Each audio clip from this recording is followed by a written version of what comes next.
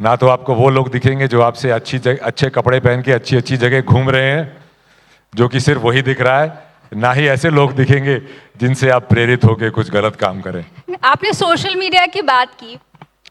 ज़्यादातर लोग including Bollywood celebrities अपनी लाइफ का अच्छा या गुड पार्ट दिखाते हैं, लेकिन आपके इंस्टाग्राम पर वो भी गुड है लेकिन एक अलग रूप भी दिखता है। मैंने देखा आप खेत खलियान, अपने गांव के भैंसें तालाब में नहा रही हैं, वो भी दिखाते हैं।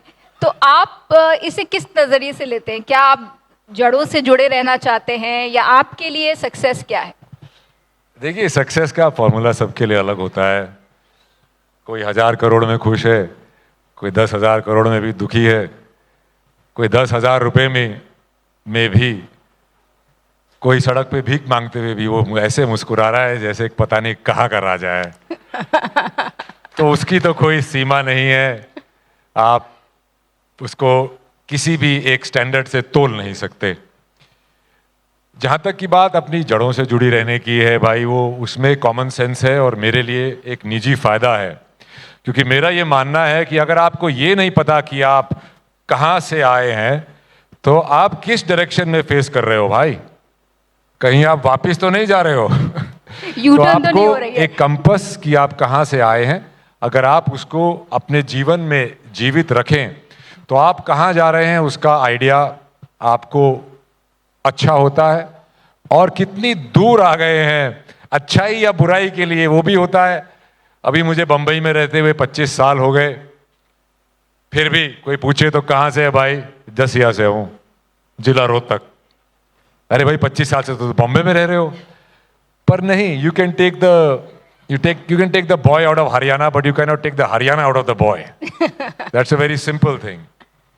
And if I, who has the eyes and the ears of so many people,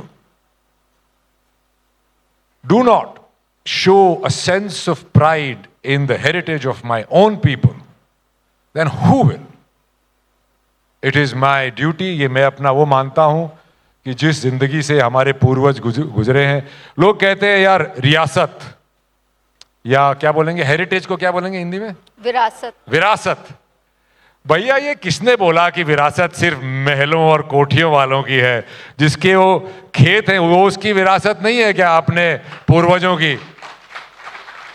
वो तो सबसे बड़ी विरासत है, उसको तो पसीने से सींचा गया है, पाई पाई जोड़ के बनाया गया है, न जाने किस किस आपदा से, किस किस कब्जागिर से उसको बचाया गया है, वो विरासत भी तो है। तो हालांकि मैं ऐसी फैमिली से नहीं आता जिसकी रियासत है, पर मैं ऐसी फैमिली से ज़रूर आता हूँ, ऐसे लोगों से ज़रूर आता हूँ, ऐसी कम्युनिटी से ज़रूर आता हूँ जिनकी विरासत बहुत विशाल है, और मैं उसमें गर्व महसूस करके लोगों तक वो पहुँचाता हूँ, और इस तरह पहुँचाता हूँ कि वहाँ के लोगों को भी वो ऐसा ना लगे कि एक छुपाने की चीज़ है। एक समय था, ज़्यादा पास्ट में नहीं है, जहाँ पे हरियाणवी अगर घर में बोलो या किसी, अरे गंवारे बाग, हरियाणवी नहीं, हिंदी में बात करो या अंग्रेजी में बात करो। मैंने अपनी फिल्मों से और कुछ रोल से भी, अपने सोशल मीडिया से ये उनको जताया है कि अपने बच्चों को अपनी लैंग्वेज बताना बोलना सिखाओ, इसमें कोई शर्म नहीं है। ये तो गर्व की बात होनी चाहिए। हमारे जनरेशन के बाद वो लैंग्वेज मर नहीं जानी चाहिए, वो कल्चर मर नहीं जाना चाहिए। एक तो हमारा कल्चर वैसे भी बड़ा फ्रेजाइल सा है, एग्रीकल्चर है।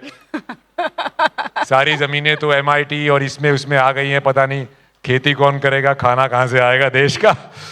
पर वो बात अलग है, डेवलपमेंट भी होना चाहिए, पर अपनी विरासत को भूले बगैर और अपने विरासत में एक अटूट गर्व महसूस करना जरूरी है। जी, आपने जैसे कहा कि मैंने 25 साल बॉम्बे में गुजारे हैं फिल्म इंडस्ट्री में, लेकिन इसमें बहुत सारे साल, लगभग आधे साल आप फिल्मी सेट से बाहर भी रहे। जी।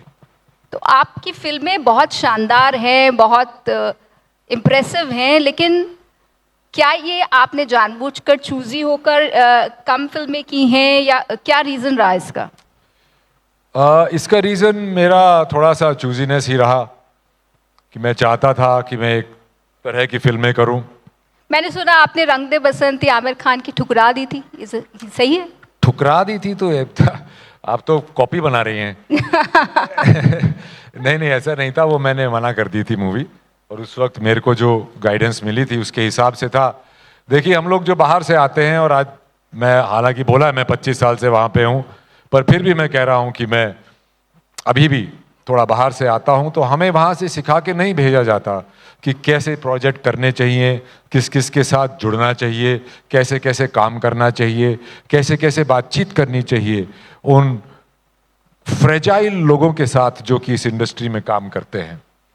तो वो हमको कोई सिखाता नहीं। तो इसी तरह से कोई चॉइसेस वहाँ पे आपको कोई सलाह दे देता है तो आप मान लेते हैं, या कई बार बिना सलाह के भी करते हैं। पर मैंने कम काम इसलिए किया कि एक तो मुझे अच्छा काम मिल नहीं रहा था जिससे कि मुझे कुछ क्रिएटिव सेटिस्फैक्शन हो। फिर मैंने उसको तोड़ के भी ज़्यादा काम करना भी चाहा, वहाँ पे भी मुझे कुछ खास मुझे लगा कि मेरी तरक्की नहीं हुई। और ऐसा भी होता है कि मैं एक रोल को उसमें थोड़ा उसको अपना बनाने के लिए कुछ ज़्यादा समय लेता हूँ बीच में, क्योंकि अगर आप एक के बाद एक के बाद एक प्रोजेक्ट करते रहते हैं तो आप एक ही समान दिखते हैं, और आप फिर एक रणदीप हुड्डा को देख रहे हैं। पर मेरी हमेशा से ये कोशिश रही थी कि आप सरबजीत को देखें, आप इंस्पेक्टर अविनाश को देखें, आप चार्ल्स शोभराज को देखें, राजा रवि वर्मा को देखें, आप गुरनाम को देखें, आप जो भी मेरे कैरेक्टर्स रहे हैं। मैंने हमेशा ये चाहा था कि मैं अपने अलग अलग पहलुओं को और दूसरों की अलग अलग सोच अपना के, और इसमें मैं अपना स्वार्थ भी देखता हूँ, क्योंकि इस सारी चीज़ से मुझे बहुत कुछ मिलता है। मुझे एक लाइफ एक्सपीरियंस मिलता है विदाउट द कॉन्सिक्वेंसेस। मुझे एक ज़िंदगी जीने का मौका मिलता है, हालांकि वो सिर्फ मेरे दिमाग में है, सिर्फ मेरी भावनाओं में है। पर आपकी बॉडी को एक्चुअल और इमेजिनेशन में बहुत बार फर्क पता नहीं चलता, जिसको प्लेसिबो इफेक्ट भी बोला जाता है। तो वो सारी चीज़ें मैं बटोर रहा हूँ, पता नहीं किसके लिए, इसका क्या करूँगा, पर मैं ये एक्सपीरियंसेस बटोर रहा हूँ। और क्योंकि उसमें समय लगता है, आपको कुछ अपनी बॉडी से और माइंड से और दिल से मेमोरीज निकालनी होती हैं, और उसको नई मेमोरीज से भरना होता है, इसीलिए मैं ये कर रहा था। बीच में तो ऐसा भी था, एक समय था 2010 तक कि मैंने घोड़े वोड़े खरीद लिए थे, शो जंपिंग करने लगा था, जिसके मुझे बहुत मेडल मैंने जीते हैं। तो उसमें भी मेरी रुचि बहुत हो गई थी। एक बार मुझे लगा था कि मैं प्रोफेशनल राइडर बन जाऊंगा, पर देखिए जिंदगी का और कुदरत का वो देखिए कि बहुत ही जल्दी फटका पड़ा कि भैया घोड़े रखने के पैसे कहाँ से लाएगा, तो चलो मेकअप लगाओ और काम करो। तो ऐसी कई चीज़ें होती हैं लाइफ में, आदमी मियंडर करता है, पर हमेशा एक क्वालिटी और एक क्वांटिटी पे ना जाके क्वालिटी पे मेरा ध्यान जब रहा। आपने अभी सरबजीत का जिक्र किया तो उसी से जुड़ा हुआ है ये सवाल कि सरबजीत देखकर वाकई ऐसा नहीं लगा कि ये रणदीप हुड्डा हैं? फिर आपने कुछ टाइम पहले अभी 2 मई को एक उस पर अपना विचार रखते हुए कहा कि इस कैरेक्टर ने आपको अंदर तक बदल दिया और ये दूसरी फिल्मों की तरह आपके साथ रहेगा, जो कि रोल्स खत्म हो जाते हैं लेकिन ये रोल खत्म नहीं होगा। ऐसा क्यों? ऐसा इसलिए भी क्योंकि वो रोल ऐसा था जिसमें उनकी डेथ हुए ज़्यादा टाइम नहीं हुआ था। जो लोग, उनकी बेटियां, उनकी बीवी और उनकी बहन दलबीर कौर जी इससे बहुत जुड़ी थी, और ये रोल करते करते मेरा उनसे भी बहुत जुड़ाव हो गया। और ये मेरा पहला रोल किया था मैंने जिसमें physical extremity of another kind. उसके पहले मैंने एक MMA फाइटर का रोल किया था 2 लफ्ज़ों की कहानी में, जहाँ तक बहुत मस्कुलर बॉडी बनाई थी। और ये रोल जब मैंने किया तो इसमें मैंने सोचा कि भैया आप कैसे इमेजिन भी कैसे करेंगे कि आपको 22 साल काल कोठरी में रखा गया, 22 साल आपको एक रोटी मिलती थी, अपने परिवार से मिलने नहीं दिया जाता था, और वो परिवार मेरे सामने जीता जागता है।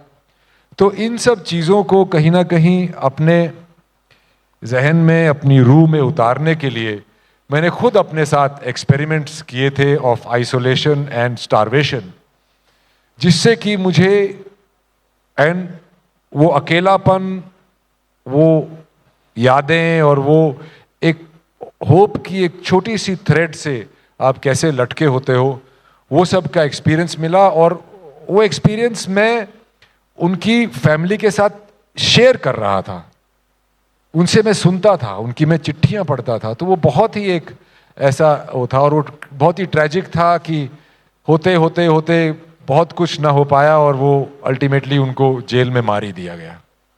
वो एक पर्सनल वो नहीं थी, वो उनके ऊपर एक कोई क्रिमिनल वो नहीं था, वो मामला सियासी हो गया था। और दो देशों के ईगो में जब हाथी लड़ते हैं तो चींटियां ही पिसती हैं, घास घास पिसती है। तो वो शायद इसीलिए मेरे को बहुत दिल को छू गया था। आपने हॉलीवुड में एक मूवी की एक्सट्रैक्शन, जिसमें काफ़ी अच्छा स्क्रीन स्पेस आपको मिला, लेकिन उसके बाद आपने कहा कि बॉलीवुड ने आपको ओवरलुक किया। ओवरलुक किया?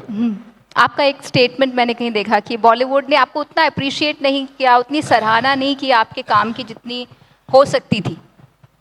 पता नहीं, किसी ने कुछ बोला नहीं। हालांकि I think it is one of the biggest parts and the only action part a male actor has done in Hollywood. Yet nobody really called me or congratulated me or really rooted for me or shared publicly what they felt. So I felt that was strange because काफी लोग बहुत ही छोटे छोटे roles में भी बहुत कुछ सराहना नहीं, अपने पीयर्स से जो एक रिकग्निशन आती है और एक पैट ऑन द बैक जो आता है, वो शायद नहीं आया। और उस वक्त मुझे वो महसूस हो रहा होगा, इसीलिए मैंने कह दिया I don't think I live with that. वो मेरी जिंदगी का इतना बड़ा सोच का हिस्सा नहीं है। I have moved on. वो किसी मौके पे, ऐसे मौके पे मैंने कहा होगा। लेकिन आपको लगता है कि फिल्म इंडस्ट्री में लोग या आपके पीयर्स, कुछ लोग आपकी प्रतिभा, आपकी मेहनत से इनसिक्योर, असुरक्षित महसूस करते हैं? वो तो उनसे पूछना पड़ेगा। नहीं, ये तो डिप्लोमैटिक जवाब हो गया। नहीं, मैं तो नहीं बता सकता हूँ, वो तो उनसे पूछना पड़ेगा। और देखिए, आप अभी 25 साल से एज ए प्रोफेशनल एक्टर काम कर रहे हैं। मुझे तो कोई खास अवार्ड भी नहीं मिला कभी, हालांकि मैंने पूरा जान लगा के काम किया है। ना ही मुझे कुछ और रिकग्निशन या कुछ मिला। तो जब इतना समय गुजर जाता है तो इंसान क्या करता है ना, थोड़ी सी टीस तो है। नहीं, इंसान, अरे देखो, टीस वीस वो बचपन में होती थी। इंसान क्या करता है, इंसान अपनी पीठ खुद थपथपाना सीख लेता है। यस। और अपनी रेस या अपना कंपटीशन, मैं जो कल था उससे आज बेहतर हूं कि नहीं, उसी में गुजार देता है। तो ना लोगों की वैलिडेशन की जरूरत पड़ती और ना ही उनकी तरफ ध्यान देने का समय मिलता। बहुत खूब। तो आपने थोड़ी देर पहले जो बात कही कि मैं एक आउटसाइडर था, वो आउटसाइडर इनसाइडर वाली बात सही है जो बहुत लोग कहते हैं? देखिए, वो कहीं हद तक सही है, पर ऐसा नहीं है कि उसे ओवरकम नहीं किया जा सकता। आप बच्चन साहब को देख लो, शाहरुख खान को देख लो, और बहुत से ऐसे लोग हैं जो बाहर से आए हैं जिन्होंने अपना वहाँ पे बहुत बड़ा करियर बनाया है। और ऐसे बहुत से इंडस्ट्री के बच्चे हैं जो कि नहीं चल पाए हैं।